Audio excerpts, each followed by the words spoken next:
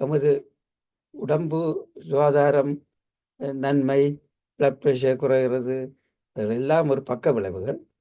ஆனால் முக்கியமாக தியானம் கடவுளை நினைச்சு செய்ய வேண்டும். அதுதான் யோக சுவாமி வழியான ஞானிகள் செய்தார்கள்.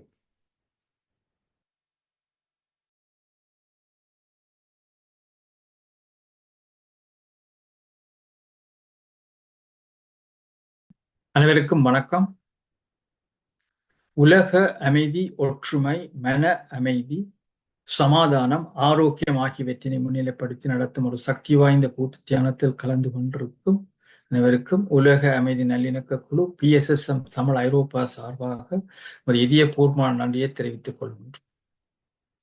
இன்றைய நிகழ்ச்சி முதலில் உங்கள் தியானம் பற்றிய சிறு விளக்கம், தியானம் எவ்வாறு செய்யப்படும் என்று கூறப்பட்டு முதல் 15 நிமிடங்கள் இசையுடனும் அடுத்த 15 நிமிடங்கள் சைலன்ஸ் மௌன தியானம் நடைபெறும். அதனை அடுத்து அது பிரதம சிறப்பு பேச்சாளர் டாக்டர் நவரட்னம் அவர்கள் ஆன்மாவின் பயணம் பற்றி இன்று ஒரு அருமையான பேச்சை பேச வருகிறார்கள். அதனைத் தொடர்ந்து கலந்துரையாடல், கேள்வி பதில் இடம்பெறும். இப்பொழுது தியானத்தில் லண்டனில் இருந்து அருந்ததி மாஸ்டர் அவர்கள் வழிநடத்துவார்கள். நன்றி, வணக்கம். அனைவருக்கும் வணக்கம். தியானத்தில் கலந்து கொண்டிருக்கும் அனைவருக்கும் நன்றி. நாம் அன்றாட வாழ்க்கையில் தியானம் செய்வதால் பல நன்மைகளை அடைகின்றோம். நோய் எதிர்ப்பு சக்தி அதிகரிக்கின்றது, தன்னம்பிக்கை வளர்கின்றது, நாம் ஓர் ஆரோக்கியமான ஆனந்தமான வாழ்க்கை வாழலாம். எனவே நாம் இந்த தியானத்தை ஒவ்வொரு நாளும் காலை மாலை செய்வதால் பெரும் பயனை அடைவோம். இப்பொழுது நாம் தியானம் செய்யும் முறையை பார்ப்போம். தியானத்திற்கு முன்பும் பின்பும் இளம் சூடான நீரை அருந்துவதால் தொண்டை வறட்சியை தடுக்கலாம். ஒரு சுகமான ஆசனத்தில் அமர்ந்து கொள்ளுங்கள். தரையில் இருப்பவர்கள் சமணங்கால் போட்டு ஒரு விரிப்பின் மேல் இருக்கலாம். சோஃபா அல்லது நாற்காலியில் இருப்பவர்கள் முதுகுத்தண்டு நிமிர்ந்த நிலையில் அமர்ந்திருத்தல் வேண்டும். கால் பாதங்களை ஒன்றன் மேல் ஒன்றாக இவ்வாறு வைப்பதால் 10% சக்தி வெளியேறுவதை தடுக்கின்றோம். கைகளை இவ்வாறு கோர்த்து மடி மீது வைக்க வேண்டும். இப்பொழுது இன்னொரு 10% சக்தி விரயமாவதை தடுக்கின்றோம். கண்களை மிருதுவாக மூடுவதால் 80% சக்தி விரயமாகுவதை தடுக்கின்றோம். கால்களை பின்னி கைகளை கோர்த்து கண்களை மூடி 100% சக்தியையும் அமுல் அடக்கி நாம் ஒரு அருமையான தியானத்தை நடத்துவோம். அதற்கு முதலில் நமது மூச்சை கவனித்தல் வேண்டும். மூச்சு நமது உடலில் எந்த நேரமும் இயங்கிக் கொண்டிருக்குது. நாம் ஒரு தியானத்தின் மூலமாக அதற்கு ஒரு நேரத்தை கொடுத்து கவனிக்கின்றோம். நமது உடலில் இயல்பாக நடந்து கொண்டிருக்கும் உள்மூச்சு வெளிமூச்சை கவனிப்போம். உங்களுக்கு ஒரு அருமையான இசை வழங்கப்படும். அந்த இசையுடன் தியானத்தில் அமருவோம். ஆனால் மூச்சு நாம் கவனிக்கும் போது எண்ணங்கள் தோன்றும். எண்ணங்களை விடுத்து மீண்டும் மீண்டும் நமது மூச்சை கவனிப்போம். இப்பொழுது ஒரு இனிமையான பாடலை நவராத்திரி தினத்தை விட்டு சக்தி சக்திதாசன் அனுப்பிய ஒரு இனிமையான பாடலுடன் தொடங்கி அதன் பிறகு மியூசிக்கை நாங்கள் 5 வினாடிகள் இப்பொழுது உங்கள் கைகளை பிரித்து கண்களில் ஒற்றி வைக்கவும். 1 2 3 4 5. இப்பொழுது உங்கள் கைகளை எடுத்து நாம் ஒரு அருமையான தியானம் செய்ததற்காக கைகளை தட்டி நன்றியை தெரிவித்துக் கொள்வோம். நன்றி, நன்றி, நன்றி.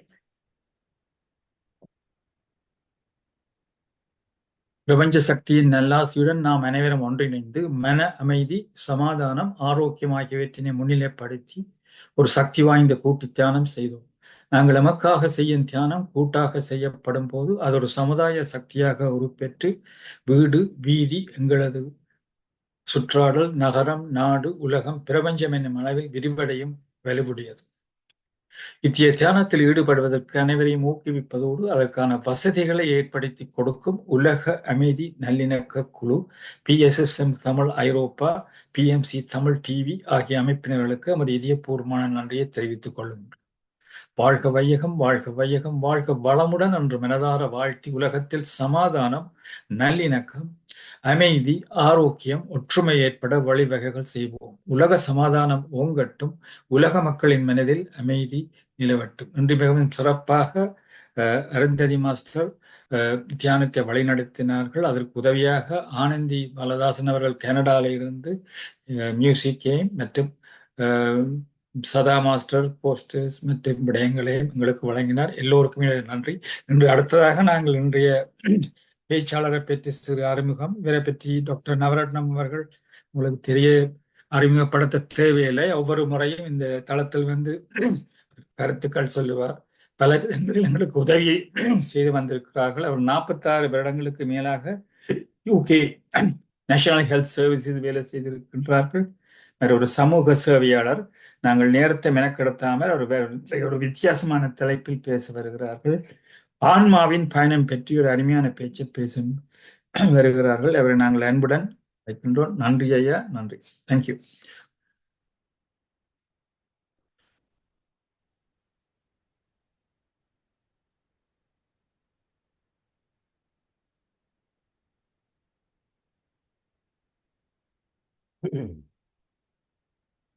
என் நாடுடைய சிவனை போற்றி, என் நாட்டவர்க்கும் இறைவா போற்றி.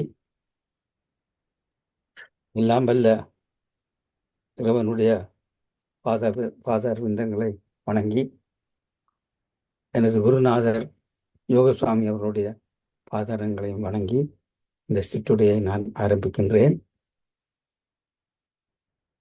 ஆரம்பத்திலே இந்த தளத்தை நடத்தி வரும் சிறுகங்கராஜா தம்பதிகளுக்கும் எனது நன்றிகள். என்னை பேச அழைத்ததுக்கும் நன்றி. இப்போ நான் எடுத்துக்கொண்ட விஷயம் ஆன்மாவின் பயணம், ஜேர்னி ஆஃப் த சோல். இந்த சிற்றுரையை சைவ சித்தாந்த முறைப்படி பேச போகின்றேன். இது எமது ஆன்மா, அதுக்கு ஆத்மா என்றும் சொல்லலாம். அதில் இந்த ஆன்மா உடம்பை விட்டு போகும் பொழுது என்ன நடக்கின்றது, எங்கே போகின்றது என்றுதான் இன்றைய பேச்சின் கருத்து.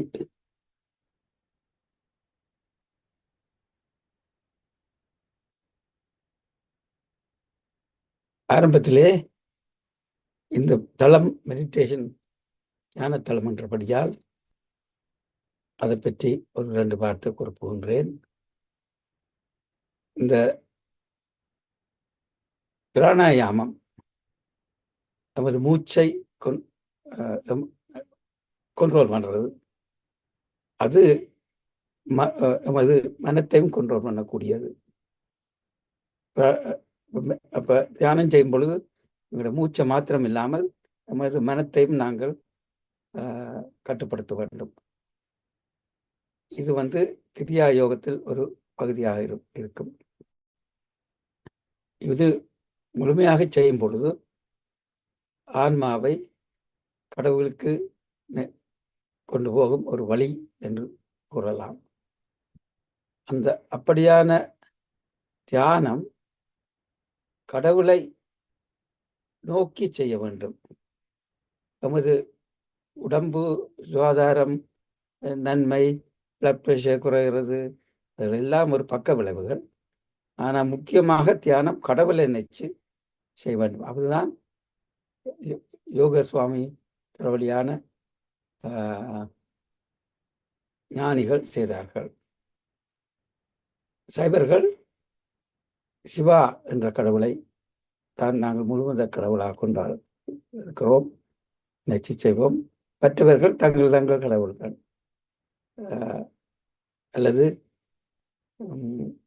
சிலர் புத்த சமயத்தை சேர்ந்தவர்கள் நிர்வாண நோக்கி செய்வார்கள். அப்படி யோகசுவாமி வழியான ஞானிகள் செய்யும் பொழுது அவர்கள் கடவுளை நினைச்சு நீண்ட நேரம் தியானம் செய்யும் பொழுது அவருக்கு யோக நிலை வருகின்றது. அடுத்து நான் கூறப்போகிறது ஆன்மா என்றால் என்ன, சோல் என்றால் என்ன. ஒவ்வொரு உயிரினத்திலும் இருக்கின்றது இந்த ஆன்மா. அந்த உயிரினத்துக்கு சக்தி கொடுப்பது இந்த ஆன்மா. இது இல்லாமல் ஒரு உயிரும் ஒரு உயிரினமும் வாழ முடியாது. புல்லு தொடங்கி தேவரவாய் மாணிக்கவாசர் சொன்ன மாதிரி புல்லாகி பூடாய் புழுவாய் மரமாகி அப்படி மனிதராய் தேவராய் இது எல்லாத்திலேயும் ஒரு ஆன்மா இருக்கின்றது. அப்ப இந்த ஆன்மா உடம்பிலே எங்கள் உடம்பிலே எங்கே இருக்கிறது? யோக சுவாமி சொன்ன மாதிரி இது உங்களுடைய புத்தியும் இல்லை, சித்தமும் இல்லை, இருதயத்தில் இல்லை, பிரெயின்ல மூளையில இல்லை, மூச்சுப்பையில இல்லை. அப்ப எங்க இருக்கிறது? அது இந்த ஆன்மா உடம்பும் இல்லை, சித்தமும் இல்லை, மற்றது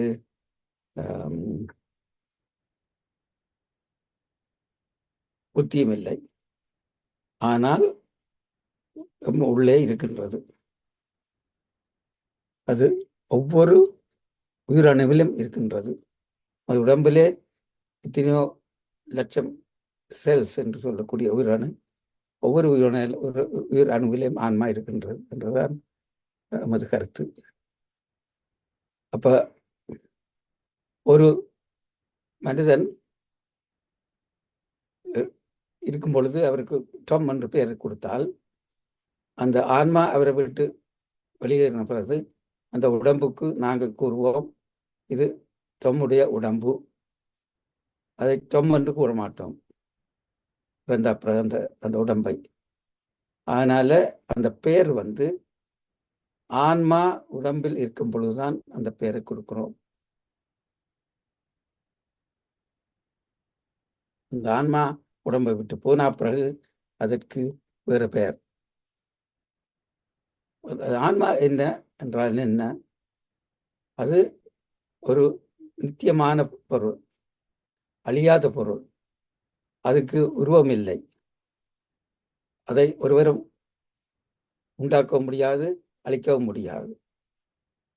எந்த பொருள் உண்டாக்க முடியுமோ அந்த பொருள் அழிக்க முடியும். ஆனால் ஆன்மா அப்படி இல்லை. ஆனால் அது உடம்புக்குள் வரும் பொழுது அது வித்தியாசப்படுகின்றது. இந்த உடம்பு ஐம்பெரும் பூதங்கள், நிலம், நீர், காற்று, நெருப்பு, ஆகாயம் என்று அந்த பூதங்களால் உண்டாகினதுதான் உடம்பு.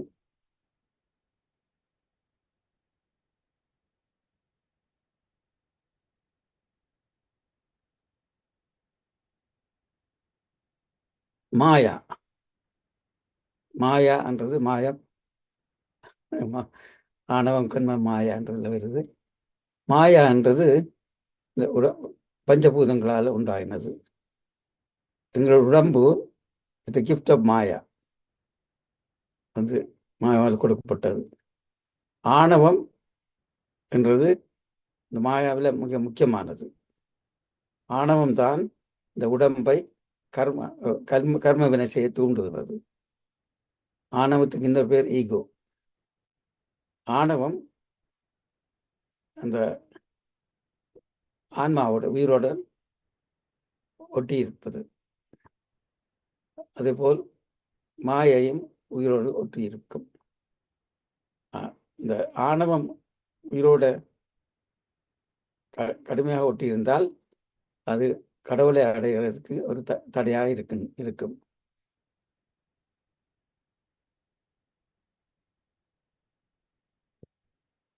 வேதாந்தத்திலே ஒரு கொள்கை, பதி பசு பாசம். பதி என்பது கடவுள், பசு என்பது ஆன்மா, பாசம் என்பது மாயாவால் இருக்கப்பட்டது. உங்கள் எல்லோருக்கும் தெரிஞ்ச விஷயம்.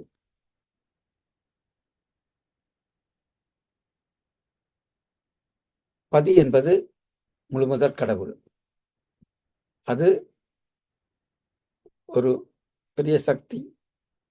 எங்களுடைய மத ரிலிஜனில், சைவ சமயத்தில் ஆணும் பெண்ணும் சேர்ந்து தான் அர்த்தநாதீஸ்வரராக இருக்கிறார் சிவன். அதனால சக்தி உள்ளதுதான், சக்தியும் சேர்ந்துதான் கடவுள். கடவுளுக்கு தொடக்கமும் இல்லை, முடிவும் இல்லை. ஆனால் அந்த கடவுள் இந்த உலகத்தை மாத்திரமில்லை, எல்லா ஏழு உலகத்தையும் கட்டுப்படுத்தக்கூடியவர். அத்துடன் இந்த கடவுள் ஆனந்த தாண்டவம் செய்திருக்கிறார் சிவன். அதுதான் நாங்கள் சிதம்பரத்திலே பார்க்கின்ற ஆனந்த தாண்டவம். அந்த தாண்டவம் இந்த உலகத்தை உய்ய வைக்கும் ஒரு இதாக கருதுகின்றோம். சில விஞ்ஞானிகள் ஒவ்வொரு உயிரணுவிலும் ஒவ்வொரு அட்டம்லையும் இந்த தாண்டவம் நடக்கிறதாக கருதுகிறார்கள். அது எலக்ட்ரான்ஸ், பொசிட்ரான்ஸ், நியூட்ரான்ஸ் இப்பொழுதும் தொடர்ந்து அசைந்து கொண்டே இருக்கின்றது. அதில் உள்ள அட்டம்ஸில் எவ்வளவோ பவர் இருக்கென்று நாங்கள் அறிந்திருக்கிறோம். அதை சிவதாண்டவத்துக்கு ஒப்பிடுகிறார்கள். இந்த சிவன், இந்த கடவுள் ஆன்மாவுக்கு வழிகாட்டல் எப்போதும் காத்திருக்கின்றது. அந்த ஆன்மா கடவுளை எப்ப அடைய வேண்டும் என்று அதுக்குரிய நடவடிக்கை எடுத்து ஆர்வம் காட்டுகிறதோ அப்ப அந்த ஆன்மாவுக்கு ஒரு பக்குவம் பெறுகிறது என்று சொல்லுவோம். அப்படி வந்த பொழுது அந்த சிவம் ஆன்மாவை நோக்கி மாயாவில் இருந்து பிரித்து தன்னுடன் சேர வழிவகுக்கும். அதுதான் யோக நிலை.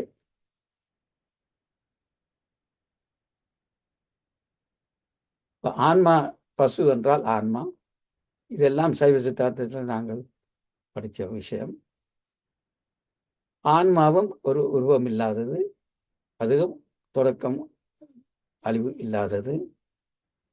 அது இந்த பிரபஞ்சத்தில் எத்தனையோ கணக்கெடுக்க முடியாத ஆன்மா. அதுதான் மாணிக்க வாசகரும் புல்லாய் பூடாய் புடுவாய் மருமாகி அப்படி என்று சொல்லி இந்த ஆன்மாக்கள் கணக்கில் அடங்காது. அந்த ஆன்மா நமது உடம்பில் இருக்கும் பொழுது மாயை அல்லது மலம் என்று கூறக்கூடிய அதுடன் இணையும். ஆனால் ஆன்மா கடவுளை அடைய வேண்டும் என்றால், பக்குவ நிலை வர என்றால் அந்த மாயையிலிருந்து விடுபட வேண்டும்.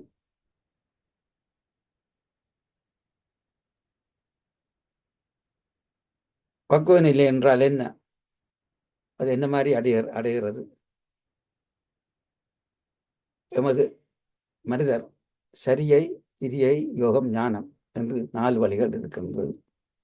முதல் படிப்படியாகத்தான் அந்த ஆன்மா முன்னேறலாம்.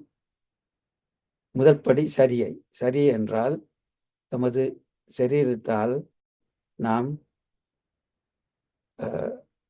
தூய்மையாக இருப்பது, நல்லெண்ணம் கொள்வது, உடம்பை சுத்தமாக வைத்திருக்கிறது,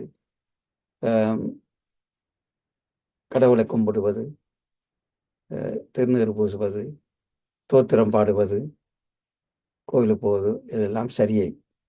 இதுதான் முதல் படி. கிரியை 2வது படி. அது கூட பூசை செய்வது அல்லது கோவில் பூசாரிகள் நாங்களும் அதுக்கு உதவி பண்ணி இந்த பூசைக்கு காரணமாயிருப்பவர்கள். மற்றது வீட்டிலே படம் வைத்து பூசை செய்வர்கள், அல்லது இப்போ சரஸ்வதி பூஜை நடக்கும் பொழுது பூஜை பண்ணுறது, எல்லாம் கிரியைகள். விளக்கு காட்டி கடவுளை வழிபட்டு, மற்றது அத்துடன் நல்ல ஒழுக்கம் வேண்டும். இது ரெண்டுலேயும் சரியை, கிரியை 2க்கும் நல்ல ஒழுக்கம் வேண்டும். எல்லா உயிரையும் தன் உயிர் போல பார்க்க வேண்டும். அதுதான் கிரியை. யோகம், இது 2ம் சித்தி பெற்றால்தான் யோக நிலைக்கு போகலாம். யோக நிலைக்கு போவது தான் நான் ஒவ்வொரு நாள் சொல்லி கொண்டு வரேன். இப்போ சரியா சொல்லியாச்சு. நான் சொன்னதான் திருப்பி அதில் ஆங்கிலத்தில் இருக்குது. நான் எல்லாம் ஆங்கிலத்தில் போட்டதுக்கு ஒரு காரணம் என்றால், எங்களோட கம்ப்யூட்டரில் தமிழ் எழுத்து எழுதுகிற கஷ்டம்ன்றபடியாக ஆங்கிலத்தில் போட்டிருக்கிறோம். ஆங்கிலம் பாதிக்கக்கூடிய எல்லாரும் இதை வாசிக்கலாம். இப்போ இதுகள் எல்லாம் சரியை தேவாரம் பாடுவது, தோத்திரம் பாடுவது, கடவுள் நம்பிக்கை, கடவுளை கும்பிடுறது, கோயிலுக்கு போகிறது, அப்படியான சின்னங்கள் அணிவது, ருத்ராட்சம் அணிவது எல்லாம் இதுதான் சரியை. கிரியை என்றால் சற்புத்திரமாக்கம். இப்போ ஒரு குருவுக்கு குரு சொல்வதை கேட்பது, பணிவது, மற்றது தீட்சை கேட்பது, பூஜாக்களில் பங்கு பெற்றுவது, செய்வது, கடவுளை கும்பிடுவது, வெளியிலே உள்ளுக்கும் மைண்ட், அதுதான் முக்கியம். கோயிலுக்கு போகும் பொழுதும் நமது மனதால கடவுளை நேசிக்க வேண்டும். அது வாலண்டரி சர்வீஸ் என்றால் உதவிகள், தேவையான இதுகள் செய்கிறது, மற்றும் எல்லா உயிர்களுக்கும் உதவி பண்ணுறது, தர்மம் செய்கிறது, அப்படியானதுகள் எல்லாம் கிரியை அடங்கும். இது ரெண்டும் நன்றாக செய்து வரும் பொழுது அந்த ஆன்மாவுக்கு யோக நிலைக்கு போகிறதுக்கு ஒரு வாய்ப்பு. யோக நிலைன்றது ஒரு ஒரு அதி உயர்ந்த நிலை. அந்த அப்படி வரும் பொழுது அவர்கள் நான் யார், நான் ஆத்மா என்றதை உணர்வார்கள். அத்துடன் உலகத்திலே உள்ள பல மாயை பொருத்திய விஷயங்களை நாட்டம் காட்ட மாட்டார்கள். அதனால அவர்களுக்கு துக்கமோ சுகமோ சந்தோஷமோ வர காரணம் இல்லை. அவர்கள் உலகத்தில் உள்ள பொருள்களில் ஆசை வைத்திருக்க மாட்டார்கள். காசு பழங்கிறதையும் குறைப்பார்கள். அப்போ அந்த மாயிலிருந்து திரும்பி ஆத்மா தன்னுடைய நிறைந்த நிலையை உணர்ந்து, ட்ருத் என்றால் உண்மை, உண்மை என்றது பொய்மை பேசாமல் இருப்பது அல்ல. ஆத்மா என்றால் என்ன என்றதை உணர்ந்து வரும் பொழுது அது யோக நிலைக்கு வருகின்றது. யோக நிலை சிவயோக சுவாமிகள் அங்கே எங்களுக்கு தெரிந்த ஒரு எங்களோட காலத்தில் இருந்தவர் கிளிநொச்சியில் இருக்கும் பொழுது இரவாக தியானம் செய்வாராம். இப்போ அவர் யோக நிலைக்கு தன்னை ஆயத்தப்படுத்தி கொண்டிருந்திருக்கிறார். அந்த நேரத்தில் மற்றவர்கள் பைத்தியாரன் என்று சொல்லக்கூடிய அளவுக்கு இரவாக தியானம் செய்வாராம். மற்றவர்களுக்கு உதவி பண்ணுவாராம். சம்பளம் கிடைத்த உடனே போய் புத்தகங்கள் எல்லாம் வாங்கி படித்து செலவழிப்பாராம். அப்படி அது எல்லாம் ஒரு யோகம் நிலைக்கு ஆயத்தம் பண்ணுறது. அப்போ அந்த ஆன்மா யோக நிலைக்கு வந்தவுடன் கடவுளை அடையிறதுக்கு சந்தர்ப்பம் வரும். அப்போ கடவுளே வந்து அந்த ஆன்மாவை உபதேசம் பண்ணி தன்னுடன் சேர்த்து கொள்ள அதுதான் எமது நம்பிக்கை, எமது கொள்கை.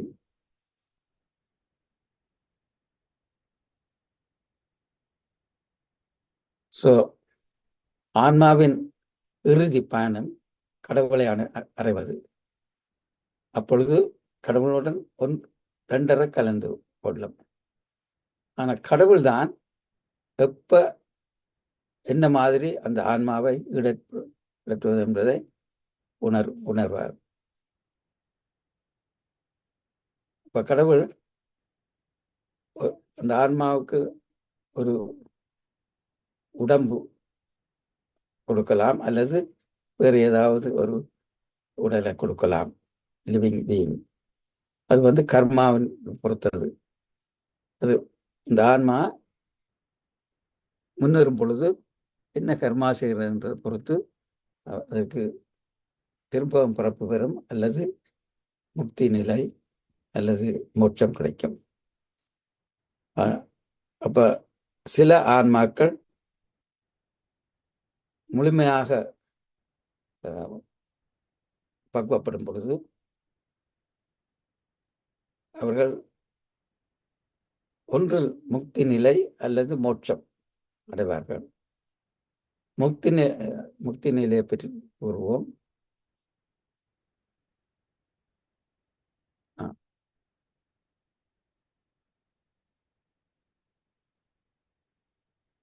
பிதிர் தெய்வங்கள் என்று ஒன்று மோட்சத்து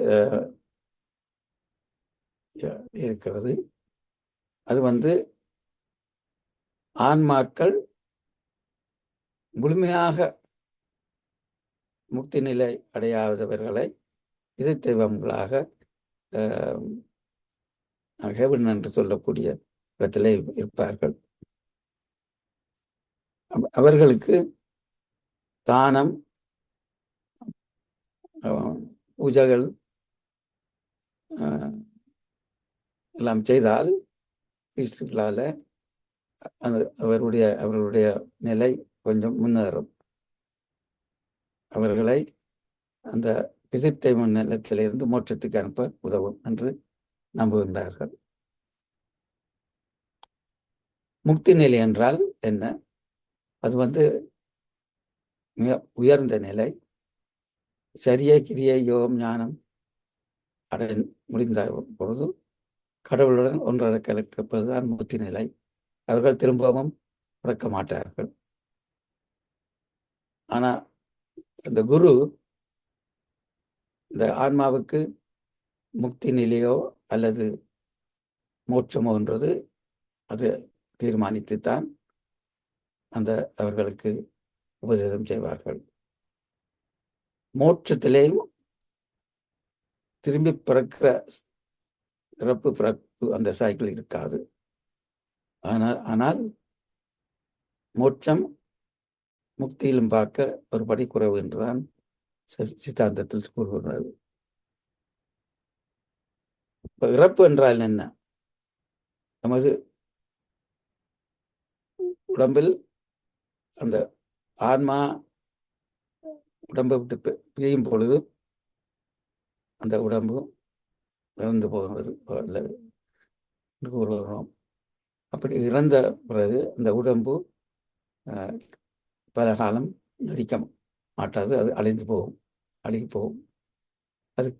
அதுக்காக அந்த உடம்பை நாங்கள் தாக்க வேண்டும் அல்லது எரிக்க வேண்டும் அல்லது ஃப்ரீஸ் பண்ணி எம்பாம் பண்ணி கொஞ்சம் காலம் வச்சிருக்கலாம்.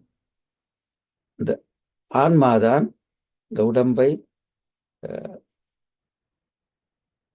அந்த சக்தி தான் உடம்பை வைத்து கொண்டிருக்கிறது, வேலை செய்ய பண்ணுறது. நாங்கள் நித்திரைக்கு போகும் பொழுது சில சென்சஸ்ங்கள் உணர்வுகள் இல்லாமல் போகுது. அப்பொழுது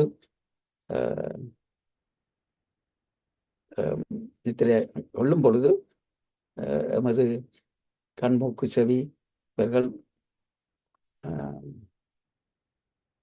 அமைதியாக இருக்கும். ஆனால் சில உணர்வுகள் இருக்கலாம். ஆனால் இறந்த பொழுது இறக்கும் பொழுது ஒரு உணர்வும் இருக்காது. அத்துடன் அந்த உணர்வு இல்லாமல் போகிறது பெர்மனன்ட் என்றால் முழுமையாக போயிடும். நித்திரை கொள்ளும் பொழுது எழும்பும் பொழுது நாங்கள் உணர்வு எல்லாம் பெறுகின்றது. உறங்கும் போது போல் சாக்காடு என்று ஒரு பழமொழி இருக்கின்றது. ஆனால்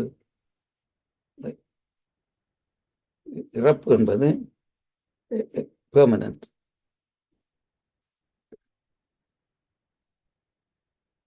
இவ்வளவு நேரமும் நான் பேசியதை கேட்டுக்கொண்டதற்கு நன்றி. இந்த விஷயத்தில் நான் பேச முடிந்தது. உண்மை விளக்கம் என்ற நூலை மணிவாசகம் கண்ட தேவர் என்றவர் எழுதியிருக்கிறார். அவர் மிகண்ட தேவனுடைய ஒரு சிஷ்யர்.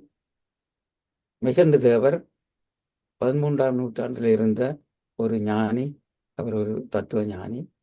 அவர் இறைவனிடமிருந்து நேரடியாக இந்த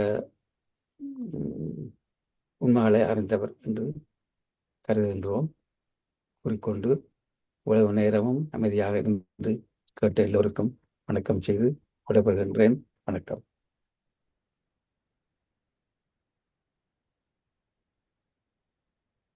மிகவும் நன்றி ஐயா. அருமையான பேச்சு. அதாவது ஆன்மாவின் பயனை பற்றி சிறப்பாகவும் விளக்கமாகவும் எல்லோருக்கும் கூறியிருந்தீர்கள். முதலாவதாக நாங்கள் உங்களை பாராட்டி உங்களுடைய வாழ்த்தி நீங்கள் பேசின பேச்சுக்கு ஒரு 30 வினாடிகள் எல்லோரும் தயவு செய்து கைதட்டும்படி கேட்டுக்கொள்கின்றேன்.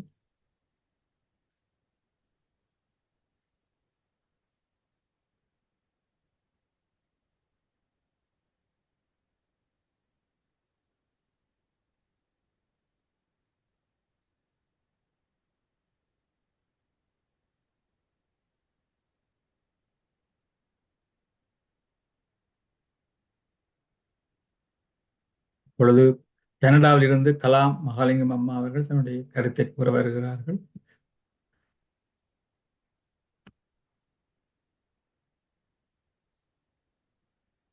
கேக்குதா நான் சொல்றது? சொல்லுங்க. யோசுவாமி சீடன் என்றபடியால் நானும் ஒரு சீடனாக இவர் மூலம்தான் வந்து சேர்ந்தனான். ஏனென்றால் இவருடைய உட்கருத்துகள் எல்லாம் நன்றாக எனக்கு விளங்குகிறபடியால் அவருடைய பேச்சு என்னை நல்ல வடிவாக இருந்தது. இப்ப சொன்ன அவ்வளவும் எழுதி வச்சிட்டேன். நான் நெடுக படித்து கொண்டிருக்கலாம் என்றதுனால அந்த வேலையை செய்தேன். நன்றாகவே இருக்கிறது. அதனால நான் உண்மையிலேயே நான் இந்த முறை ஸ்ரீலங்கா போன போது இந்த யோசுவாமியற்ற இடத்தை தேடி போனான். ஏனென்றா ஹவாய்க்கு முதல் போயிட்டேன். ஹவாயிலே இருந்து வந்து பிறகு யோசுவாமியற்ற இடத்தை யாழ்ப்பாணத்துக்கு போய் கண்டுபிடித்தேன். நான் ஹவாய் சுப்பிரமணிய சுவாமியைத்தான் முதல் வணங்கினேன். அதன் பிறகுதான் இங்க வந்து அவரிடம் போய் வணங்கி வந்தேன். அதனால எனக்கு சரியான சந்தோஷம். ஆனா இவர் தான் எனக்கு வழிகாட்டி கொண்டு கூட்டி கொண்டு போனார் மாதிரி என்று பேசினவர்.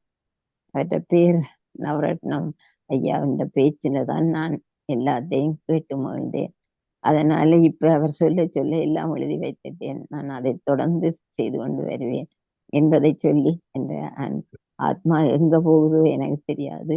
என்ற ஆத்மாவின் உட்கருத்துகள் இந்த தலம்தான் என்னை கூட்டிக் கொண்டு வருகிறது. ஆனபடியால் இந்த தலத்துக்கு நான் சொல்லி இதை செய்து கொண்டிருக்கின்ற அருந்ததிக்கும் ஸ்ரீஸ்கந்தராஜாவுக்கும் எனது கூடான கூடி நன்றியை சொல்லி வணங்குகிறேன். வணக்கம் ஐயா. நன்றி. நான் சொல்லட்டும். அம்மா, நீங்கள் சொன்னதெல்லாம் உண்மை.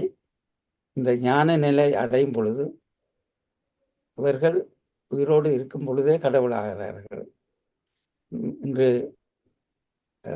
யோகசாமியினுடைய குருபூசையில் ஒருவர் கூறினார், சுப்பிரமணிய சுவாமி நல்லூர் கோயிலுக்கு முதல் போனாராம். அங்கே போய் பார்த்த பொழுது அந்த ஆதி மூலத்தில் யோகசாமி இந்த படத்தை யோகசாமியை தான் பார்த்தாராம். பார்த்துட்டு யோகசாமியிடம் போன பொழுது நான் உங்களை பார்த்துட்டேன் என்று சொன்னாராம். அப்போ யோகசாமி முதுகில் அடித்து அங்கேடா போனி இவ்வளோ நாளும் என்று. என்ன விஷயம் என்றால், இந்த ஞானிகள் ஞானம் பெறும் பொழுது கடவுளுடன் ரெண்டரை கலக்கிறார்கள். அவர்கள் கோயில்களிலும் இருப்பார்கள், எங்கும் இருப்பார்கள். நன்றி அம்மா. நன்றி. அடுத்த டென்மார்க்லேருந்து சசிதேவி அம்மாவோடு நீங்க பேசுங்க. அனைவருக்கும் எனது அன்பார்ந்த வணக்கங்கள். இன்று நீண்ட நாட்களுக்கு பிறகு உங்களோடு இணைகிறதை ஒரு வாய்ப்பை கொடுத்த டாக்டர் நவரத்னம் சார் அவர்களுக்கு முதல் நன்றியை கூறிக்கொண்டு, இதை தொடர்ந்து நடாத்தி வருகின்ற ஸ்ரீ ஸ்கந்தராஜா ஐயாவுக்கும் அம்மாவுக்கும் முதல் கண்ணன்றி வணக்கத்தை கூறிக்கொண்டு, எந்த ஒரு மனிதனுடைய வாயில் இருந்து அல்லது ஒளிந்திருக்கின்ற ஒரு சொல்லோ செயலோ இன்னொரு மனிதனுடைய வாழ்க்கையை மாற்றுமாய் இருந்தால் அதுதான் கற்றதனால் ஆய பயன் என்கொள் வாளறிவன் நற்றால் தொழால் என்று கூறப்படுகின்றது. அந்த ஒரு நிகழ்வு இத்தனை நாட்களுக்கு பிறகு நான் நினைக்கின்ற வாய்ப்பு கிடைத்தாலும் அழகாக நடந்து கொண்டிருக்கின்றது. ஒவ்வொரு மனிதனும் இங்கு நினைத்து அவர்கள் செய்து மற்றவர்களாக மாற்றத்திற்காக செய்து கொண்டு இருக்கின்ற இந்த பணி ஒரு மிகப்பெரிய பணி. அதாவது ஒரு மனிதனுடைய உடலிலும் உள்ளத்திலும் ஒரு மாற்றத்தை உருவாக்கக்கூடிய ஒரு அழகான நிகழ்வாக நான் இதை பார்த்து கொண்டிருக்கின்றேன். அன்று போல் நீண்ட நாட்களுக்கு பிறகு வந்தால் அன்று போல் இன்றும் அந்த நிகழ்வு நடக்கின்றது என்றால் அது ஒரு எத்தனையோ மனிதர்களுடைய உடல் ரீதியாகவும் உள ரீதியாகவும் அவர்களுக்கு ஒரு ஆறுதலையும் மாற்றத்தையும் உருவாக்குகின்றது என்பது அசைக்க முடியாத உண்மை. அந்த இடத்திலே இன்றைக்கு டாக்டர் நவரத்னம் சார் அவர்கள் பேசிய அந்த வார்த்தைகள் மிகவும் உண்மை. ஆத்மா என்றால் என்ன? நாம் அனைவரும் அணிய வேண்டியது, பேச வேண்டிய ஒரு விடயம். அது என்றால் என்ன? அதுக்காக வழி செய்ய வேண்டியது என்ன? நாம் ஒருவேளை இல்லை என்று சொன்னா எமது பேர் இல்லை என்பதை மிகவும் அழகாக சொல்லியிருந்தார். அதற்கு பேர் சசிதேவி கிடையாது, அதற்கு வேறு ஒரு பேர் கொடுக்கப்படுகின்றது. அன்று நாம் உயிரோடு வாழ்கின்ற ஒவ்வொரு மக்களும் மற்றவர்களுக்கு ஒரு மாற்றத்தை செய்ய வேண்டும். அந்த மாற்றம் இன்னொருவரை மாற்றத்தை உருவாக்க வேண்டும் என்பது கடவுளுடைய செயல் என்று கூறி இன்று என்னை இணைத்து உங்களோட பேசுகின்ற உங்களோட இணைந்து இந்த மெடிடேஷனை செய்கின்ற வாய்ப்பை கொடுத்த அனைவருக்கும் நன்றி கூறி விடப்படுகின்றேன். நன்றி, வணக்கம். நன்றி அம்மா. நன்றி நன்றி. டென்மார்க் டைம் கிடைக்கிற நேரம் வந்து கலந்து கொள்ளும். நன்றி. டென்மார்க்ல இருந்து வந்திருப்பார். தெரியும், முந்தி வந்து கலந்து கொண்டோம். அடுத்ததாக சிட்னி ஆஸ்திரேலியாவில இருந்து பஞ்சாட்சர மாஸ்டர், நீங்க பேச. எல்லோருக்கும் வணக்கம். டாக்டர் நவரத்னம் ஐயா அவர்கள், மாஸ்டர் அவர்கள் ஆன்மா பற்றிய விவரத்தை எங்களுக்கு அருமையாக கூறியிருந்தார். அரமணத்தியால சொல்லக்கூடிய விஷயத்தை சொல்லியிருந்தார். இந்த ஆன்மா பற்றி கூறுவதாயிருந்தால் மெய்கண்டர் தனது சிவஞான போதம், அதாவது 13 சூத்திரங்களிலேயும் இதை பற்றி விவரமாக சொல்லியிருக்கிறார். முதலே பதி பசு பாசம் என்று ஐயா சொன்ன விடயங்கள் சரியான ஆழமானவை. அதை சிம்பிளாக எங்களுக்கு கூறியிருக்கிறார். அது மட்டுமில்லாமல் சைவ சித்தாந்தம் என்ன சொல்லுகிறது என்பதையும் தான் அறிந்த நூலின் பிரகாரம் எங்களுக்கு இந்த அரமணத்தியாலத்தில் கூறினது மிகவும் மகத்தானது என்று கூறி விடைபெறுகிறேன். அத்துடன் ஆஸ்திரேலியாவில் இப்போ டைம் சேஞ்ச், இப்போ 1 hour கூட. அப்போ இப்போ 7:04 AM என்றதை கூறிக்கொண்டு என்னுடைய நோட்டீஸிலே டைம் மாற்ற வேணும் என்றதை ஞாபகப்படுத்தி கொண்டு ஸ்ரீ சுந்தரய்யா மாஸ்டருக்கு ஞாபகப்படுத்தி கொண்டு விடைபெறுகிறேன். நன்றி, வணக்கம். இது வந்து ஒரு கிழமைக்கு தான் இந்த டைம் சேஞ்ச், இன்னொரு சேஞ்சும் இருக்கு, தெரியும். இன்னொரு சேஞ்சும் இருக்கு. அப்ப எங்கட 8 மணி 8 PM UK டைம் வந்து உங்களோட 6 PM போட்டுடும். இல்ல, 8 PM UK time is equal to உங்களோட 6 AM. அப்ப ஐயா, அது இந்த டைம் 6 AM ஆகுது. மற்ற எல்லாம் மாறி. தேங்க்யூ. 8 PM 8 வந்து 9 ஆக மாறும் PM. அது ஒரு கிழமை தான் அப்படி இருக்கு. ஓகே, அடுத்தது நீங்கள் அருந்ததி மாஸ்டர், நீங்க பேசுங்க. அனைவருக்கும் வணக்கம். மிக்க நன்றி நவரத்னம், டாக்டர் நவரத்னம் மாஸ்டர். மிகவும் சிறப்பாக நீங்கள் விளங்கப்படுத்தினீங்கள். எப்படி சரியை கிரியை யோகம் ஞானம் எவ்வாறு படிப்படியாக அந்த யோக நிலைக்கு வந்து ஞானத்தை பெறுகின்றார் என்பதை மிகவும் விளக்கமாக. என்னடா இதுல எல்லோருக்கும் ஒரு கோயில கும்பிடுறதா, தேவரம் பாடுறதா, அது எந்த ஸ்டேஜ்ல என்ன செய்யப்படுகிறது ஒரு ஆன்மா என்பதை மிகவும் விளக்கமாக கூறியிருந்தீர்கள். நான் நினைக்கிறேன் இன்றைக்கு அது எல்லோருக்கும் ஒரு படிப்பினையாகவும் இருக்கின்றது. மிக்க நன்றி, அருமையான விளக்கம். தேங்க்யூ. நன்றி சார். மிகவும் நன்றி. அடுத்ததாக கனடால இருந்து ஆனந்தி பாலதாசன் மாஸ்டர், நீங்க பேசுங்க. அன்புள்ளங்களுக்கு இனிய வணக்கம். என்று டாக்டர் நவரத்னம் மாஸ்டர் மிகவும் அருமையாக ஆன்மாவின் பயணத்தை பற்றி எங்களுக்கு அந்த பேசிக் இதுகள் தெரியும் மொழியே இவ்வளவு விளக்கமாக ஒன்றும் தெரியாது. நீங்கள் நல்ல வடிவாக சரியை கிரிய யோகம் ஞானம் எல்லாம் விளக்கி அது ஒவ்வொன்றுக்கும் ஒவ்வொன்றையும் வடிவாக அந்த ஒவ்வொரு விதமாக சொல்லி ஒவ்வொன்றுண்ட இதுகளையும் சொல்லி உண்மைக்கு கூட விளக்கமாக இருந்தது. நான் எழுதி வச்சுக்கிறேன், கூட விளக்கமாக இருந்தது. இப்போ சும்மா எங்களுக்கு சரியா இரிய யோகம் ஞானம்னு தெரியும், அந்த பேசிக்காக தெரியும். இன்றைக்கு நீங்கள் நல்ல வடிவாக விளங்கி எங்களுக்கு எவ்வளவோ அறிவை கூட்டி இருக்கிறீர்கள். நீங்கள் இப்படிப்பட்ட கருத்துக்களை வந்து திரும்பவும் வந்து கதைக்க வேணும். இப்படி நீங்கள் இந்த சைவ சித்தாந்த இதுகளில் கூட இது அறிவுள்ள நீங்கள் திரும்ப வந்து கதைக்க வேணும். நன்றி மாஸ்டர், நன்றி, மிகவும் அருமையாக இருந்தது. நன்றி, மிகவும் நன்றி. அடுத்ததாக யோகி நாகேந்திரன் மாஸ்டர் நீங்க பேசுங்க. அதுக்கு அடுத்ததாக வரதா சண்மனா நீங்க ரெடியா இருங்க. எல்லோருக்கும் எனது அன்பார்ந்த வணக்கம். என்னால் வீடியோ போடாத நிலையில் இருக்கின்றேன், பயணித்துக் கொண்டு.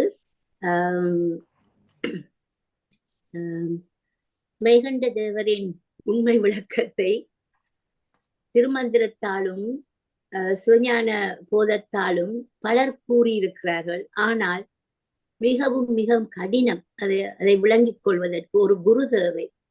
நீங்கள் அதை மிகவும் விளக்கமாக இலகு தமிழில் எந்த ஒரு குழந்தை பிள்ளைக்கும் விளங்கக்கூடிய ஒரு பிரசன்டேஷன் போட்டு, நீங்க பவர் பாயிண்ட் பிரசன்டேஷன் போட்டு எவ்வளவு விளக்கமாக கொடுத்திருக்கிறீர்கள். இதற்கு மேல ஒருவராலும் இவ்வளவு இலகுவாக நான் கேள சொல்லலாம் என்று மிக அழகாக ஒரு ஆன்மா எவ்வாறு உய்ய வேண்டும், படிப்படியாக ஒரு குழந்தை தவண்டு அது முதிர் பருவம் அடைகிற மாதிரி ஒவ்வொரு படியையும் விளக்கமாக எடுத்து கூறியிருந்தீர்கள். என்னென்ன வேணும், என்னென்னத்தை பார்க்க வேணும், என்னென்ன செய்ய வேண்டும், எல்லாத்தையும் விளக்கினீங்க. இதுக்கு மேல விளக்கம் சொல்றதுக்கு இயலாது. மிகவும் அருமையாக இருந்தது டாக்டர் நவரத்னம் ஐயா. மீண்டும் மீண்டும் வந்து இந்த தளத்தில் நீங்கள் கூறுமாறு வேண்டிக் கொள்கிறேன். மிக்க நன்றி, மிக்க நன்றி. நன்றி அம்மா. அடுத்ததாக வரதா சண்முநாதன் மாஸ்டர் ஃப்ரம் டொரண்டோ, கனடால இருந்து நீங்க பேசுங்க. எல்லோருக்கும் வணக்கம். டாக்டர் நவரத்னத்துக்கு சிறப்பான வணக்கம். இன்றைய நாளிலே யோகசுவாமியினுடைய பூசை, தியானம் எல்லாம் விம்பிள்டன் பிள்ளையார் கோயிலில் ஜூம் மூலமாக நடந்த பொழுது நாங்கள் சந்தித்தோம். முக்கியமாக சைவ சித்தாந்தத்தை பற்றி சிறந்த முறையிலே ஆங்கிலத்திலும் தமிழிலும் சிறப்பாக விளக்கம் செய்தீர்கள். அதற்கு நன்றி. யோக சுவாமியை பொறுத்த மட்டிலே நாங்கள் எல்லோரும் அறிவோம், வேதாந்தம் சித்தாந்தம் வேறல்ல என்று சொல்லியிருக்கிறார். அந்த முறையிலே நீங்கள் வேதாந்தம் சித்தாந்தம் வேறல்ல என்று யோக சுவாமி சொல்லிய அந்த வாக்கை டைட்டில், அதாவது தலையங்கமாக வைத்து எங்களுக்கு ஒரு உரை ஆற்ற வேண்டும் என்று என்பாக கேட்டுக்கொள்கிறேன். நன்றி, வணக்கம். நன்றி அம்மா, நன்றி. நன்றி. அடுத்ததாக மைத்லி சக்திதாசன் மாஸ்டர் நீங்க பேசலாம். வணக்கம் அனைவருக்கும். வணக்கம் டாக்டர் நவரத்னம் மாஸ்டர் அவர்கள். நல்ல ஒரு உரை. நீங்க வந்து ஆன்மாவை பத்தி சைவ சித்தாந்தத்துல என்ன சொல்றதுங்கிறத நீங்க வந்து சொல்லியிருக்கீங்க. அது ஒரு பெரிய பெரிய சப்ஜெக்ட், வாஸ்ட் சப்ஜெக்ட். அதை நீங்க வந்து இந்த 1/2 an hour நீங்க வந்து பிரீஃபா சொல்லியிருக்கீங்க. நீங்க வந்து திருப்பி அதை வந்து நல்ல டீட்டெயிலா நம்ம கொடுத்தா கூட நல்லா இருக்கும் அப்படிங்கிற மாதிரி தோன்றது. ஒரு சின்ன 2-3 கிளாரிபிகேஷன் வேணும். அதாவது நம்ம அந்த உடல்ங்கிறது பிரகிருதி, ஆன்மாங்கிறத புருஷா அப்படின்னு சொல்லுவாங்க இல்லையா? அப்போ உயிர் அப்படின்னு சொல்றது என்னது? அப்போ உயிரும் ஆன்மாவும் ஒன்றுதானா? ஆம், ஒன்றுதான். ஒண்ணுதான். Okay okay.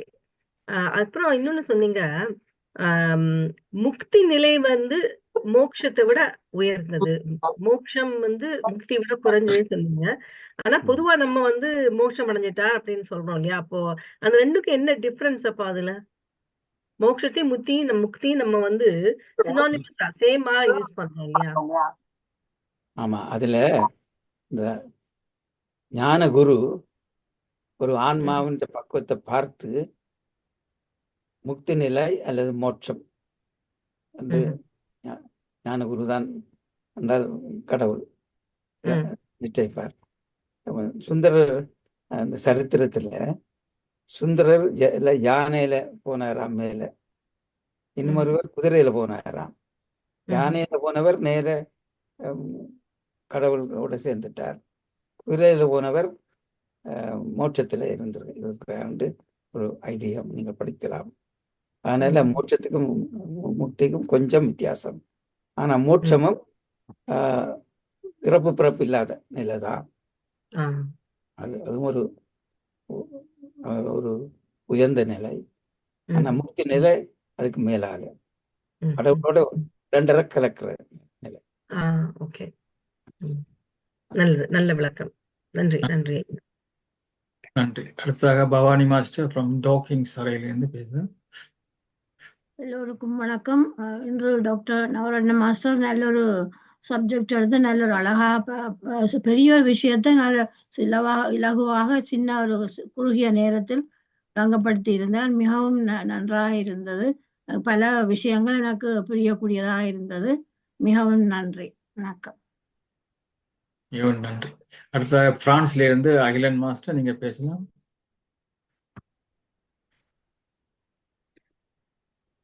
வணக்கம் ஐயா. வணக்கம் டாக்டர் நவரத்னம் ஐயா. இன்றைக்கு நீங்க சைவ சித்தாந்தத்தை பற்றி பேச போறீங்கன்னு சொன்ன உடனே நான் மிகுந்த ஆர்வத்தோட வந்தேன். நீங்க நல்ல நல்ல விஷயங்கள் சொல்லுவீங்க, கேட்க வேணும் என்று.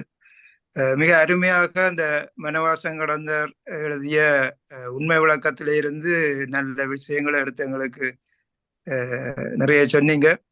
மிக அருமையாக இருந்தது. நான் என்ன நினைக்கிறேன் என்றால், இந்த சைவ சித்தாந்தத்தை யார் யாரெல்லாம் கற்று சிந்திச்சு அதன் வழியில நடக்க முனைகிறார்களோ அவர்கள் ஆன்மாவினுடைய பயணத்தில முன்னோக்கி இருக்கிறார்கள், முன்னிலையில இருக்கிறார்கள் என்பதுதான் அர்த்தம். என்றால் அதை உணராதவர்கள் பின்னுக்கு நிற்கிறார்கள். அதை உணர்ந்து அந்த வழியில வருகிறவர்கள் தான் அந்த பயணத்தில முன்னுக்கு நிற்கிறார்கள், முதல் வரிசையில முன்னுக்கு நிற்கிறார்கள் என்பதுதான் அதனுடைய அர்த்தம். என்றால் அதுதான் இறுதி நிலை, அந்த முன்னுக்கு போய்கொண்டிருக்கிறார்கள். ஆகவே எவ்வளவு தூரத்துக்கு சைவ சித்தாந்தம் எல்லாரும் அறிந்து கற்று அதை உணர்ந்து அதன்படி வாழ முன்வைக்கிறார்களோ அவர்கள் முன்னோக்கி போய் கொண்டிருக்கிறார்கள் பயணத்திலே என்பது, அதை நாங்கள் பின்பற்ற வேண்டும். மிக்க மகிழ்ச்சி. இப்படி சைவ சித்தாந்தம் பேசுறது மிக விரும்பத்தக்கது. மிக்க மகிழ்ச்சி ஐயா. நன்றி, வணக்கம். நன்றி. நீங்க சொன்னது உண்மை. அதோட சைவ சித்தாந்தமோ அல்லது அந்த கொள்கைகளை கடவுளை நோக்கி நாங்கள் பயணிக்கும் பொழுது யோக நிலைக்கு போகின்றோம். யோக நிலை உச்சத்துக்கு போனால்தான் குரு, ஞான குரு வந்து எங்களுக்கு தீட்சை வந்து ஞானத்துக்கு கொண்டு போவார். நன்றி, நன்றி. அதுல அந்த நீங்க சொன்ன அந்த முத்தியில வந்து பதமுத்தி பரமுத்தி என்று இருக்குது. பரமுத்தி வந்து இறுதியானது. இந்த பதமுத்தி தான் அந்த மோட்சம் என்று சொல்றது. அது சில வேளை இந்த உலகத்துல பிறக்கலாம், அல்லாட்டி வேற உலகங்கள்ல பிறக்கலாம், அல்லது பிறக்காமலே அவர்கள் சில வேளை பரமுத்திக்கு போகலாம். அந்த மோட்சம் என்றது கொஞ்சம் படி குறைவு. அதை இந்த சொல்ல மோட்சம் என்ற சொல்ல அநேகமா வேதாந்திகள் தான் பயன்படுத்துவார்கள், சைவத்துல பயன்படுத்துவது குறைவு. முத்தி என்ற சொல்லுத்தான் நாங்கள் அதிகமா பயன்படுத்துறது என்றால் இருக்கிறேன். நன்றி. சரி, நன்றி. சில அறிவித்தலை சொன்ன பிறகு வந்து டாக்டர் சதா மேனோ மாஸ்டர் அவர்கள் தன்னுடைய கருத்தை கூறி சட்பாக்ஸையும் வாசிப்பார். நாளைக்கு காலமே 9:30 மணிக்கு 9:30 AM UK டைம். அது வந்து சிட்னி வந்து 7:30 PM. நான் சொல்றேன் சரியா சமயாச்சாரமா சார்? 2 hours different. இப்ப சரியா நான் சொல்றேன் சரியா? அது ஆன்சர் பண்றாரு. 9:30 AM எங்களுடைய நாளைக்கு உங்களுக்கு அது 7:30 PM மாறுதா? அது சரி சரி, 2 hours. ஓகே, போமா சரியானே. நீங்கள் அந்த அந்த அங்க போன நோட்டீஸ்ல 8 PM போட்டது 9 PM. அதை நான் சொல்லி இல்லை. இப்ப 9:30 AM காலமே எங்கட 9:30 AM உங்களோட வந்து இப்ப வந்து 7:30 PM மாறுது. அது பெர்ஃபெக்ட். 100% சரி. ஓகே, சரி, ஓகே. நீங்க செக் பண்ணி பாருங்க உங்களோட மணிக்கூட்டில். ஓகே, அப்ப நாளைக்கு 9:30 AM UK time, 7:30 PM Sydney டைமுக்கு தமிழ் அமுது அமைப்பின் ஆதரவில் மெய் பொருள் காண்பது அறிவு என்ற தலைப்பில் நன்மை நாளைக்கு 11 மணிக்கு பிரிட்டிஷ் இந்தியன் தமிழ் ரேடியோவின் ஆதரவில் டாக்டர் ஸ்ரீதர் ரத்னா அவர்கள் பேசிய இருக்கும் தலைப்பு மூச்சில் இருந்து முக்தி வரை. அது எங்களுடைய 11 o'clock, அது உங்களுக்கு 9 மணியா இருக்கு. நாளைக்கு இரவு 8 மணிக்கு திருமணம் என்ற தலைப்பில் டாக்டர் லம்போதரன் அவர்கள் டொரண்டோ கனடாவிலிருந்து வந்து பேச வருகிறார்கள். அது எங்களுடைய 8 PM வந்து சிட்னி டைமுக்கு அது வந்து மாறி 6 AM மாறும், அதாவது அடுத்த நாளுக்கு. நன்றி. அதே போல மண்டேயின் நல்ல நிகழ்ச்சிகள் இருக்கு. பகவத் போதிக்கு மரம் துஷ்யந்தன் அவர் பிரான்சிலிருந்து வந்து பேச வருகிறார்கள். இந்த 11 மணிக்கு வினய் ரீத்தானுடைய பேச்சு இருக்கிறது, பாதை மாறிய பழமொழிகள். மண்டே இரவு 8 மணிக்கு UK டைமுக்கு நாங்கள் 1 hour மெடிடேஷனும் செய்ய இருக்கின்றோம் என்பதை கூறிக்கொண்டு இதுடன் இந்த கருத்தை நிறைவு செய்கின்றேன். இப்பொழுது சதா மாஸ்டர் நீங்க பேசலாம். வசந்தராஜ் இருக்கிறார்.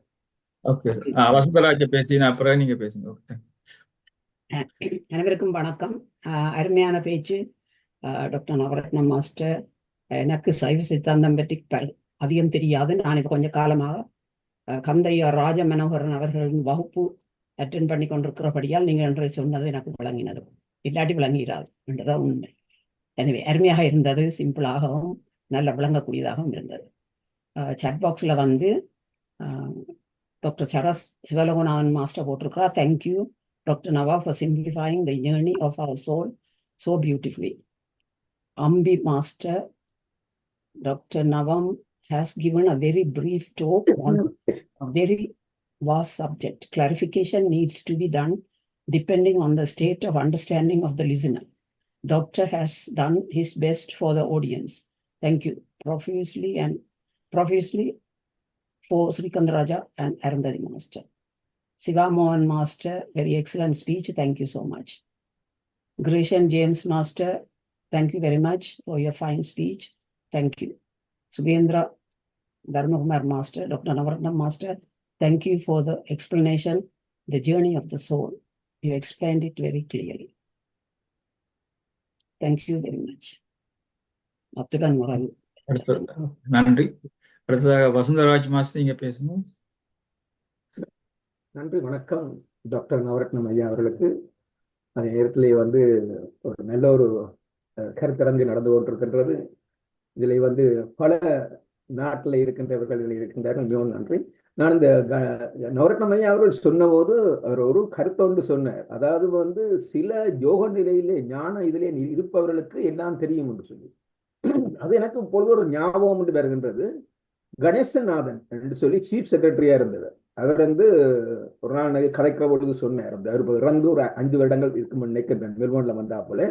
அவர் வந்து நார்த் ஈஸ்ட் ப்ராவின்ஸுக்கு வந்து ஆஃப்டர் இந்த கவர்மெண்ட் ஃபார்ம் பண்ண பிறகு அவருக்கு சீஃப் செக்ரட்டரி. அவர் வந்து ஒரு நாள் கதைக்கிற போது எனக்கு சொன்னார், வந்து அவரும் லோகநாதன் செக்ரட்டரி. அப்போ அவர்கள் கதைக்கிற போது சொல்கிறார்கள், ஜோகர் சுவாமி விட்டு தான் வந்து தான் இப்போ அட்வான்ஸோடு படித்துக் கொண்டிருக்கிற போது தான் பந்தடித்து கொண்டிருந்தது தன்னுடைய தாயார் வந்து இந்த சாப்பாட்டை கொண்டு ஜோகர் சுவாமியை கொடுத்து போட்டு வாங்கன்னு சொன்ன போது தான் ஒரு கிட்டத்தட்ட 1 hour பிந்தி போடுதான், பந்தடித்து போட்டு விளையாடி போட்டு போற போது அவர் சொன்னாராம், வந்து நீ இந்த இவ்வளவு நேரம் நீ எங்க இருந்து போட்டு வந்தான்னு எனக்கு தெரியும், நீ விளையாடின ஆட்களோட பேரும் சொல்லி நீ இவ்வளவு பேரு விளையாடின உண்மையோடு சொல்லி தன்னை பேசினாராம்.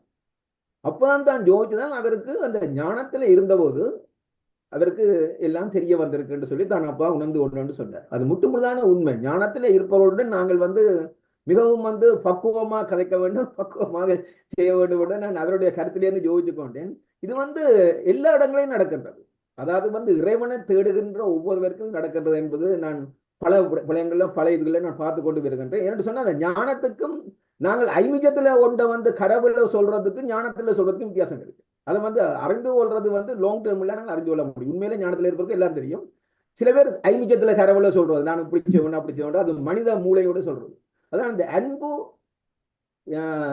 லவ், ஃபெய்த் அண்ட் ஹோப், இந்த 3ல வந்து யோசிக்கின்ற பொழுது ஜோன் என்ற ஒரு அடியான் வந்து இயேசுவோட இருந்தவர் சொல்லுகிறார், வந்து லவ் வந்து ஹார்ட்டோட சேர்ந்தது, ஹோப் வந்து மைண்டோட சேர்ந்தது, ஃபெய்த் வந்து ஆன்மாவோட சேர்ந்தது. அதாவது இந்த ஆன்மாவோட சேர்ந்தது, ஆன்மா வந்து என்றைக்கு ஆன்மாவை நாங்கள் இழக்கின்ற போது எல்லாத்தையும் இழக்கின்றோம் என்று இயேசு பெருமானே சொல்றாரு. உங்களுடைய ராஜ்யத்தையும் கடவுள் நீதியையும் தேடுங்கள், மற்றதெல்லாம் உங்களுக்கு கூட கொடுக்கப்படும் என்று ஆன்மா அப்படி சொல்லும்போது, நீ ஆன்மாவை இழப்பதனால என்ன பயன் என்று சொல்லி கேட்கின்றார். அவர் இந்த உலகத்துல வாழ்ந்தபோது சிலர். அப்போ அந்த ஆன்மாவென்றது மிக முக்கியம். அதை நாங்கள் பயிற்றுகின்ற இடம், அதுக்கு மெடிடேஷன் ஒரு மிகவும் வேண்டியது என்று நான் உணர்ந்து கொள்கிறேன். அப்படிப்பட்ட இதுல வந்து இன்றைக்கு வந்து அந்த அண்மையிலே நான் இப்பொழுது இந்த இன்றைக்கு டென்மார்க்லேயும் இருந்து ஒரு ஆள் வந்து பாரு. நேற்று நான் டென்மார்க்லே ஒரு இதோண்டு ஒரு அந்த அவருடைய பேர் மறந்துட்டேன். ஒரு எங்களுடைய ஒரு இளைஞர் அங்கே வந்து மகாராணியாலே கௌரவிக்கப்பட்டு யூனிவர்சிட்டி விரிவுரையாளராக அவருக்கு 5 லட்சம் குரோனர் கொடுக்கப்பட்டிருக்கின்றான். பேர் உடனுடன் ஞாபகத்துக்கு வருது இல்லை. இதை நான் நேற்று முந்தின நாள் பார்த்திருந்தேன். அப்பொழுது நான் பார்த்துட்டு மிகவும் அதிசயப்பட்டேன். அவரெல்லாம் இந்த உங்களோட அரங்களை வந்து பேச வேண்டும் என்று நான் எதிர்பார்க்கின்றேன். அந்த சசி தேவி என்று டென்மார்க்ல இருந்து வந்திருக்கின்ற அவர் வந்து அதை அவருக்கு தெரியும் நினைக்கிறேன் அந்த பேர் வந்து. அப்படிப்பட்ட இளைஞர்கள் எல்லாம் இது வந்து ஸ்ரீஸ்கந்தராஜா அவர்கள் வந்து இந்த உலக தமிழ் இணைப்பாளராக மாறிவிட்டார். ஸ்ரீஸ்கந்தராஜா இறந்த உலக தமிழ் இணைப்பாளராக மாறிவிட்டார்கள். ஆனால் மட்டும் பல இளைஞர்களும் வந்து இன்றைக்கு வந்து எங்களுடைய பிள்ளைகள் என்று சொல்ற போது, சௌர பிள்ளைகள் என்று சொல்லுகிற பொழுது இன்றைக்கு அவரெல்லாம் இந்த இதை வந்து கதைக்க வேண்டும் என்று கேட்டுக்கொண்டு இன்றைக்கு நாங்கள் இளைஞர்கள் இன்றைக்கு முன்னணியில் நிற்கின்றார்கள். அந்த சந்தோஷத்திலே எல்லாம் இறைவனுக்கு நன்றி கூறி இலங்கையிலே நாங்கள் நல்ல ஒரு எதிர்மயமான எதிர்காலத்தை நாங்கள் பார்க்க போகின்றோம். இளைஞர்கள் எல்லோரும் ஒன்று சேர்ந்து நடக்க போன்றார்கள். இன்றைக்கு ஐயா அவர்களும் வந்து அந்த ஞானத்தை பற்றி சொல்லியிருக்கிறார். இனித்தான் அந்த ஞானம் வந்து இலங்கையில சுடர் விட்டு ஒளியும், அதன் மூலமாக எல்லா பிரச்சனைக்கு நம்பிக்கையாக தரும் என்று கூறிக்கொண்டு இந்த சந்தர்ப்பத்தை பொறுத்தவரைக்கும் நன்றி கூறி விடைபெறுகின்றேன். நன்றி, வணக்கம். ஒரு கருத்தையா, நீங்கள் கூறியபடி யோகசாமியார் சொல்லியிருக்கிறார், இது இந்த உலகம் ஒரு நாடக மேடை. இயேசுநாதர் தன்னுடைய வேலை வந்து செய்துட்டு போயிருக்கிறார். புத்தர் தன்னுடைய வேலையை செய்து கொண்டு போயிருக்கிறார். நாம் எல்லோரும் கடவுளை நோக்கித்தான் செல்லுகின்றோம் என்று அவர் கூறியிருப்பது என்று நான் அறிந்தது. அதனால என்ன மதத்தை ஞானிகள் மதம் சார்பு அற்றவர்கள், எல்லா மதத்துக்கும் ஒன்றுதான் அவர்களுக்கு. ஆனால் அவர்கள் கடவுளைத்தான் நோக்கி பயணம் செய்து வெற்றி கண்டவர்கள். வணக்கம் ஐயா. மிகவும் நன்றி. உங்களோட நீங்க வேறு யாரும் பேசியிருந்தா பேசுங்கள், அல்லாட்டியும் நாங்கள் இதை நிறைவு செய்ய நேரம் வந்துவிட்டது. டாக்டர் நவரட்னம் ஐயா, நீங்க அடுத்த மாதம் இன்னொரு தலைப்பில் நீங்க பேச வேணும். என்ன தலைப்புன்னு சொல்லுங்க, நான் உங்களுக்கு ஃபிளையரை செய்து அனுப்பலாம் அடுத்த மாதத்துக்கும் என்று கூறிக்கொண்டு வேறு யாரும் பேசியிருந்தா பேசலாம், அல்லது நான் நிறைவு செய்யறதுக்கு வந்து விட்டேன். திருக்குமார் அவர்கள் பேச என்னன்னு சொல்ல போறீங்களா? நீங்க பாரிஸ்லேருந்து முதல் முறையா வந்திருக்கிறீங்க, நீங்க ஒழுங்காக நாங்கள் கலந்து கொள்ளலாம் இந்த நிகழ்ச்சியில. ஒரு நாளைக்கு நீங்களும் பேசலாம். நாங்கள் ஒவ்வொரு 3 முறை சொல்லுங்க. வணக்கம். நவரட்னம் ஐயா சொன்னது உண்மை. நானும் கொஞ்ச காலமாத்தான் இந்த திருமந்திர வகுப்பிலையும் கலந்து கொண்டிருக்கின்றேன். உண்மையா அருமையாக இருந்தது. அவற்றை சொற்பொழிவு விளங்கக்கூடியதாக இருந்தது. அருமை ஐயா, நவரட்னம் ஐயாவுக்கு அருமை வாழ்த்துக்கள் கூறிக்கொண்டு உங்களுக்கு ஸ்ரீஸ்கந்தராஜா அன்னைக்கும் வாழ்த்துக்கு சொல்லி விடைபெறேன். நன்றி. நன்றி. மிகவும் நன்றி. இந்த நிகழ்ச்சி மிகவும் சிறப்பாக நடைபெற்றது. நாங்கள் மீண்டும் இன்னொரு நிகழ்ச்சி நாளை காலமே 9:30 மணி UK டைம், அதாவது 10:30 மணி பிரான்ஸ் டைமுக்கு நாங்கள் மீட் பண்ணுவோம். அருமையான பேச்சு இருக்கின்றது.